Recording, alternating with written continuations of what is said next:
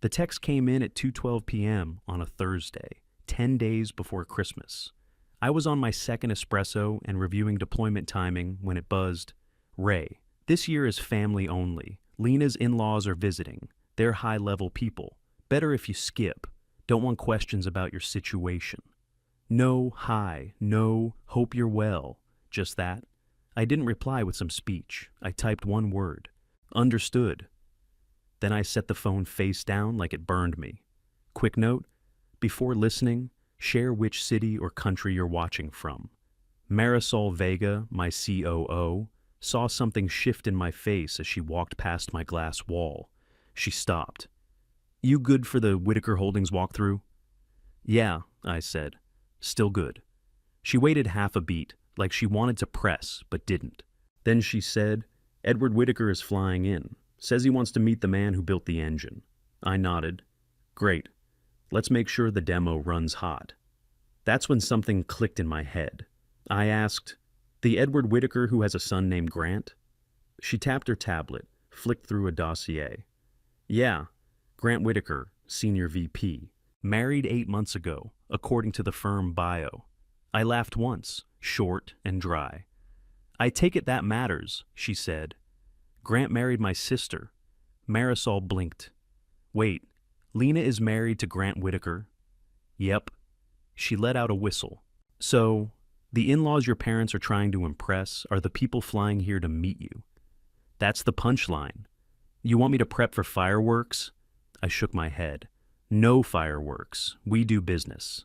They can connect the dots if they feel like it. She gave me a look like she didn't totally buy it, but she dropped it. I picked my phone back up. Still face down, still hot. I flipped it over just to make sure I hadn't imagined it. I hadn't. Don't want questions about your situation. It wasn't a message from strangers. It was my own father. I tucked the phone in my desk drawer, locked it, and stood. Let's go tune this walkthrough, I told Marisol. If they're coming to meet the engine, I'll make damn sure it runs loud. Marisol followed me down to ops, heels clicking, tablet in hand. We started walking through the test cases for the Whitaker team. My head was in it, but not all the way. I was still stuck on that message. Don't want questions about your situation. That line didn't come from nowhere. That was a lifetime being boiled down into one sentence. Growing up, Lena was the easy one. Great smile, perfect manners, knew how to work a room before she hit 8th grade. My mom used to beam at her in public like she'd just invented daughters. I was the other one, the kid in the garage. I took apart the lawnmower at 9 and built a damn warehouse picker out of it by Christmas. It didn't steer great, but it moved. Mom's favorite line burned into my skull. Why can't you be more like your sister? She knows how to be around people. Translation. You make us nervous. I didn't fit the country club picture they were selling. I didn't wear polos, didn't play nice, didn't smile just to get invited back. I married young, worked the docks union, got into dispatch, stayed late to patch holes in schedules other people ignored. Then came the nights. I taught myself to code at 34, used manuals from a busted warehouse auction and old laptops held together with tape. Took night classes when I could afford them. By then, the marriage was shot. We split. I kept the kid on weekends and the habit of fixing things nobody else could. One cold winter, everything slowed at the port. I picked up freelance jobs and ended up helping a mid-size metalworks plant that was about to lay off 30 guys. I built them a quick prediction script on shipment delays. Nothing fancy. It bought them 8 extra weeks of payroll. That little script turned into something bigger. Word got around. 5 years ago, I founded GridPath AI. 10 months ago, Series C closed at $180 million. Post-money valuation, $780. We run lean, 540 people across 4 offices. The platform watches over 620 clients, all logistics related. Freight, materials, raw, and finished. You name it. This year we're on track for $155 million in revenue. I still hold 61%. Nobody asked what I actually did. They just called me a tech guy, like it was a hobby. Lena met Grant at some fundraiser in Chicago. He was a senior vice president at Whitaker Holdings, manufacturing, construction logistics, automation systems, family business, real old money. The kind of people who never talk about money, just expect you to already know they have it. Their wedding was in August. Big country house, plated courses, a six-piece string thing during dinner. I sat near a stone pillar, third table from the back. Nobody asked what I did. Nobody really looked. I left before dessert was even announced. Monday, 9:40 a.m.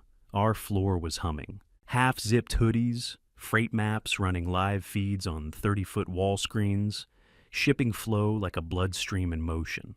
Our back-end team had code names for every major port. Oakland was Grizzly, Houston was Torchlight. I walked in wearing a navy suit that actually fit, no flash. Plain steel watch my son gave me for Father's Day. I wore it like armor. Down in the lobby, the framed Wall Street Journal piece sat behind glass. The quiet fixer in the freight storm. Nobody brought it up. They didn't need to. Marisol came up beside me. They're here. I nodded and we moved. Conference 2 had coffee already laid out. Bottled water and glass, not plastic. Screens up with the pre-brief deck paused on our system overview. I don't do handouts. Makes people look down when they should be looking at me. The door opened. Grant Whitaker came in first, trying too hard to look relaxed. Behind him, a woman in her 50s with polished posture and eyes that scanned every detail. Elaine, his mother, 2 senior ops guys followed, clipboard types. Then came Edward Whitaker himself, late 60s, calm, like nothing ever caught him off guard. He moved like a man used to, walking into rooms that already bent around his name. We shook hands. His grip was firm, but not fake. His eyes didn't blink. "Mr. Nolan," he said, like he was reading the name off a ledger. "I've heard you make trucks appear where trucks don't exist." I smiled just enough to keep it business. "We try." Grant stared at me, eyes narrowing, tilting his head just a little, like he was half remembering me from a photo he never cared about. Finally, he spoke. "Do we know each other?" I kept my voice steady. "You married my sister in August, Grant." Dead silence. I watched it land. The twitch in Elaine's jaw.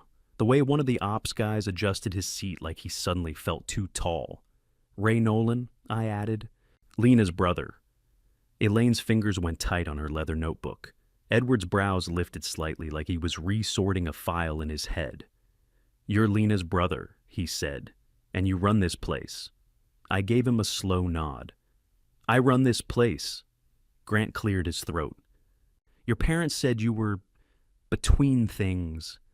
I turned toward the live wall, freight heat maps blinking, predictive flows updating in real time. I've been between things for 5 years, apparently. I slid the agenda forward. We can talk family, or we can talk the 17% cycle time reduction you asked us to find. Your call. Edward didn't blink, just leaned back, fingers tented, reading the room again. "Business first," he said. Then, almost like a second thought, "We'll untangle the rest after."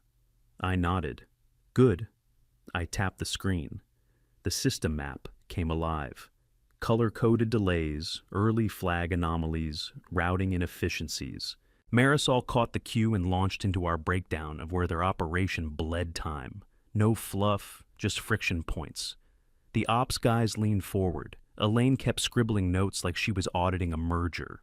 Grant just stared at me, still trying to put together how the guy his wife's family ghosted out of Christmas was the one running the system his company couldn't build on its own.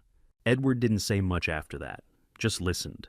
But I could feel it, the way he was stacking this moment against whatever story he'd been fed. I didn't offer him a lifeline. They walked in thinking I was just the tech guy. They were finding out, that I was the reason they came. Marisol clicked into the live demo and let it rip. Big screen lit up with the real-time disruption map. Nodes glowing across the Gulf, Midwest, up through the Jersey corridor. It pulsed with port delays, customs flags, chassis inventory drags. This wasn't PowerPoint. This was the bloodstream of their network. Live, ugly, and true. "Every red dot is a delay," Marisol said. "Every orange is a friction we can clear with scheduling shifts or reroutes.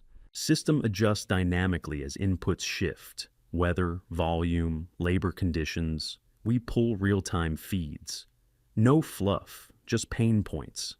Then Diego stepped in. No blazer, no tie. Just his usual thermal shirt. Sleeves shoved up, tablet in hand. We run probabilistic backlog clearing, he said. We predict which shipments will pile up before they do, based on signal strength from your own vendors. The AI tags early warnings and pushes new options. Reroute, resequence, reprioritize. The RPS guys leaned forward. They were past the politeness phase. Now they were hungry. I kept it plain. We can shave 11.8% on landed cost in Q1 with routing changes alone. With scheduling fixes and yard flow adjustments, you're looking at closer to 19% by end of Q2. One of the ops guys muttered, "That's more than we cut in 3 years." Another guy raised the obvious. "What about integration pain?" I didn't flinch. "You'll curse us for 8 weeks, I said. Then you'll wonder how the hell you ever ran without us." Heads nodded. They'd lived it before. I looked at Edward. He was dead quiet, still. Watching everything like a chessboard, he was 6 moves into already. Then, finally, he spoke. "We scoped a pilot," he said slowly. "1 region, 5 sites. But your numbers don't sound like pilot targets. They sound like full network ambition." I didn't look away. "Then do the full network," I said. "Or don't. But if you pilot a corner, you'll protect old habits. The teams will cling to what they know and call the results mixed. I've seen that movie. Don't spend 6 months proving half a point." Grant rubbed his jaw, tired, frustrated, way less cocky than when he walked in. "We've been bleeding over time," he said. I swiped the screen, pulled up their St. Louis yard. "Our shift model cuts idle time by 22% there alone. Starts in week 2, scales by week 5. You're not bleeding, you're hemorrhaging." He leaned back and let out a slow breath. Couldn't hide the relief. Not all of it. We wrapped the walkthrough 10 minutes early. I called a break. That's when Edward stepped closer. "Mr. Nolan, would you mind a word?" I didn't. We stepped into the small glass side room by the break area. He closed the door behind him. Inside, he was different. Less composed, more direct. "Your parents tried to keep you out of Christmas because of us?" he asked. "Because of the idea of you," I said. "The club, the board seats. They didn't want me to get questions about my situation. So they cut the whole problem out of the photo." Edward didn't blink, but his jaw tightened. "Your situation," he repeated, "is that you built the one system in this space we haven't been able to beat." He shook his head once, sharply. "That's your situation." I didn't thank him. I didn't need the flattery. "I'm not hunting apologies," I said. "I want clean terms, clean scope, penalty clauses that actually bite when you drag your feet or misreport data." He almost smiled. "You're not cheap." "Neither is downtime," I said. He nodded. "Fair." Then he hesitated. "I intend to have a conversation with your father." I looked him in the eye. "I don't want you to." He looked surprised. "I can fight my own fights," I said. "Always have." He gave a slow nod, but I could already see the wheels turning. He wasn't going to listen. He'd make that call anyway. Fine, let them all sit in it. We stepped back into the room. Nobody said much. Coffee had cooled, screens had dimmed, but the energy had shifted. Edward closed his binder with both hands like a judge ending court. "We came for a pilot," he said. "I'm authorizing a full rollout, 4 years, network-wide, if legal can stand it up." Every head lifted. Elaine turned to me. First time she used my name like it meant something. "Mr. Nolan, Ray, I'm embarrassed we didn't know who you were." I didn't smile, didn't soften. "You didn't need to," I said. "You just needed to know if we could fix your mess." That shut down any follow-up compliments. Good. The ops guys were already talking launch windows. I flipped open my schedule and answered fast. "We kick off January 17th, crawl, walk, run model. Pilot behavior ends March 1st. National scale by August 12th. They nodded, scribbling notes, relieved to finally have a timeline that didn't feel like guesswork. Grant kept fidgeting, thumb tapping his notepad, eyes darting. Then finally, he said it. "I'm sorry." His voice cracked just a bit. "I should have met you before the wedding. I just let Lena handle it." I looked at him, not angry, not impressed either. "That's your house," I said. "Not my job to fix."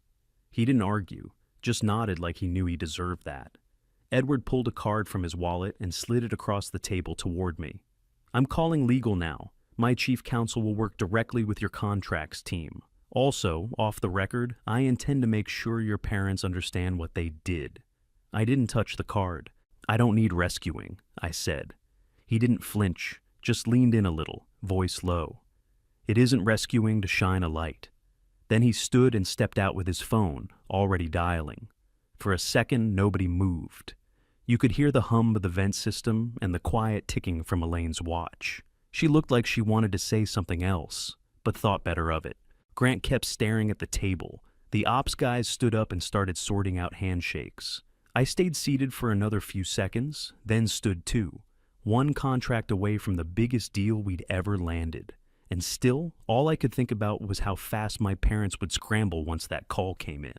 Legal churn for hours. Their side flagged data sovereignty first. Marisol and our lead counsel batted it back with our standard clause, plus a jurisdiction and fallback that's already been tested in federal court. Then came a carve-out they wanted for a possible European spin-off. Nothing major, but it had to be worded tight or it'd leave a back door for scope creep. Last fight was over labor disruption. If port workers flared up again, Whitaker wanted a full escape clause. We countered with a pain share model. They eat a third, we eat a third. Insurance gets the rest if the delay passes our latency threshold. They grumbled but signed. We wrapped at 3:55 p.m. sharp. I didn't say anything when the last page got passed down. I just signed, quiet, steady. Same blue pen I've used since the first angel check landed 5 years ago. I stood and went down the line. Ops guys first, firm handshake, straight eye contact, one nod each. They'd been solid, no ego, no games. Elaine was next. She didn't say anything when she shook my hand. Just looked like she was still processing the fact that the man her daughter married wasn't the most capable person in the room today. Then Edward. He stepped forward, held my hand a second longer. "Welcome aboard," he said, eyes locked on mine. I gave him the same look back. "Likewise." He smiled just barely, then stepped away. Grant lingered. Everyone else filtered out, but he stayed by the window like he'd been told to stand there. "Got a minute?" he asked.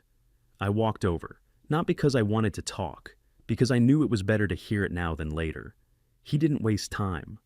"I let the fancy stuff carry me," he said. "The image, the dinners, the donors.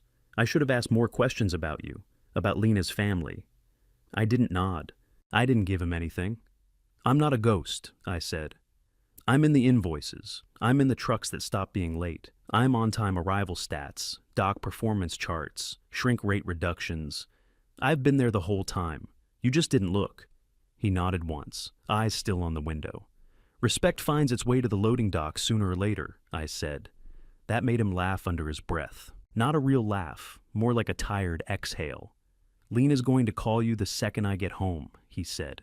"She's already upset. I've been ready for that conversation for about 3 years. He winced. We didn't shake hands again. We didn't swap numbers. We just stood there for another 10 seconds while the hallway got quiet and the rest of his team packed up. Then he gave a small nod and walked out. At 6:19 p.m., my phone lit up. Lena. I let it ring twice. Then I picked up. She didn't bother with hello. Her voice came in fast and sharp.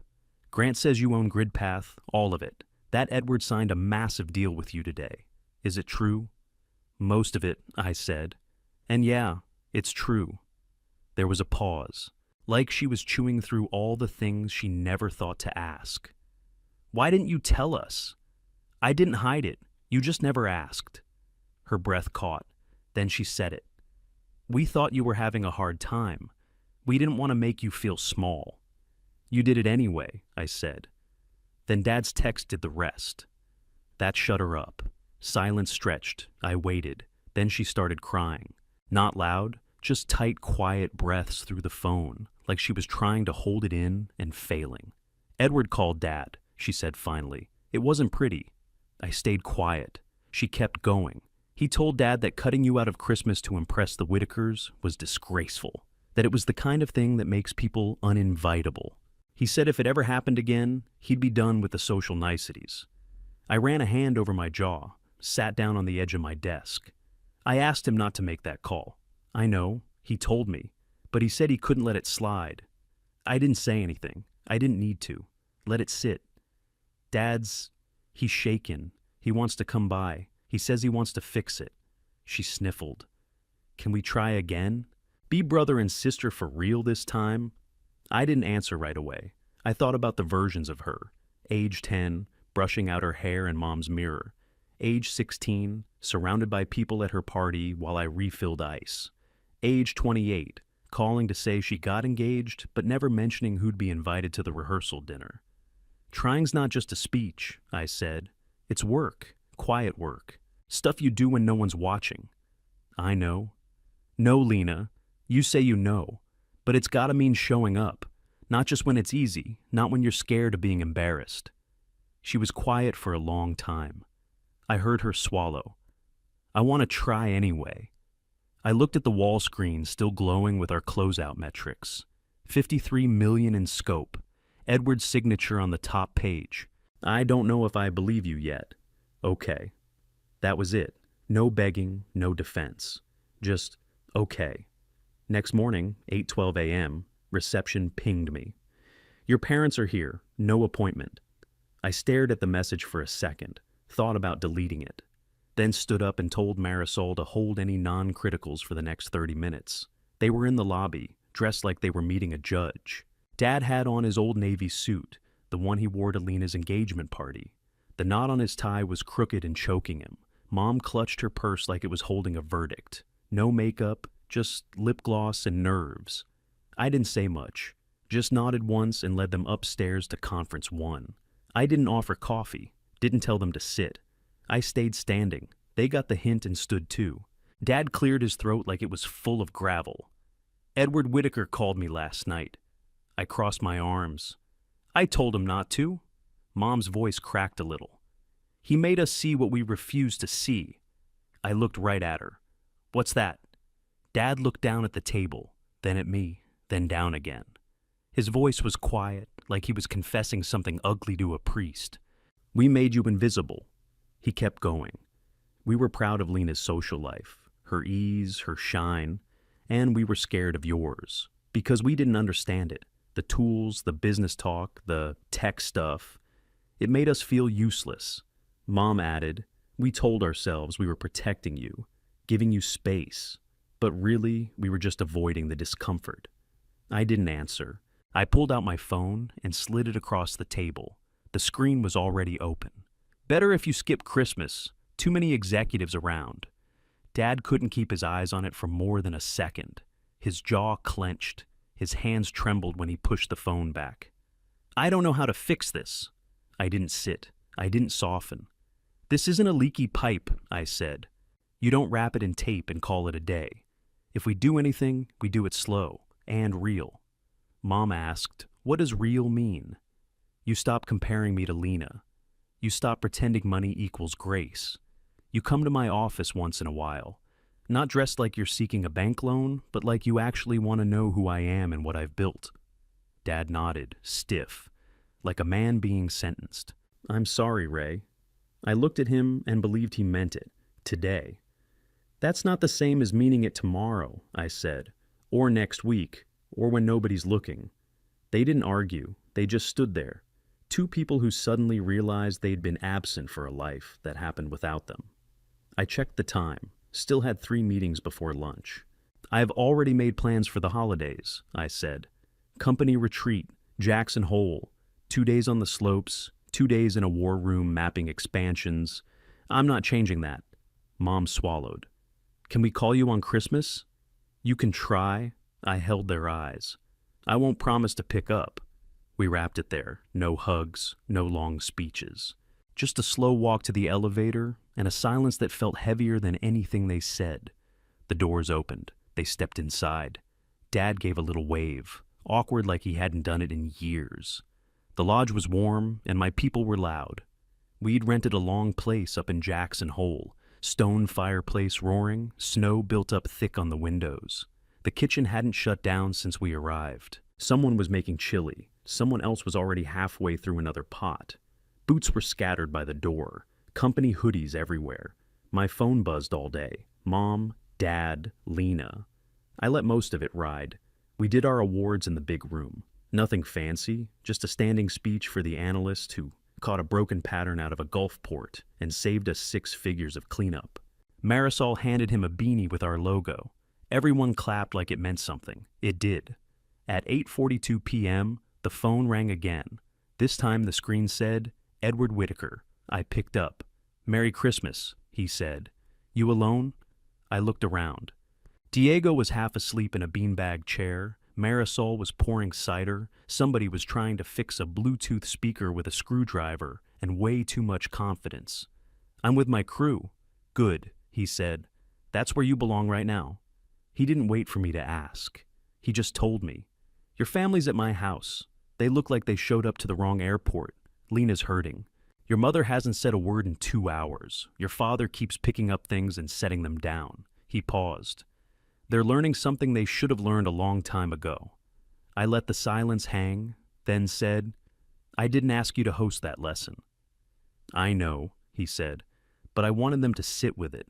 If they want you in their life, they'll earn it, not because you're rich, because you're decent. He asked if I'd have dinner with him and Elaine in January. Bring Lena and Grant if you're willing. No speeches, no bows, just a table and some straight talk. I said I'd do it once. The line went quiet a second. Then he said something that stuck. You didn't humiliate anybody today, Ray. You just did your work in the open. I hung up, looked around. Marisol was teasing Diego about his skis. Someone passed me a mug. The fire snapped like it had something to say. I raised the mug and stepped forward. To the next year, I said. To trucks that show up, ships that don't drift, and data that tells the truth. They cheered. I smiled. I didn't think about the club or the Christmas my parents were trying to salvage. I thought about this room, this crew, the people who believed in me when no one else cared enough to ask what I was building. That was enough. For now, that was more than enough.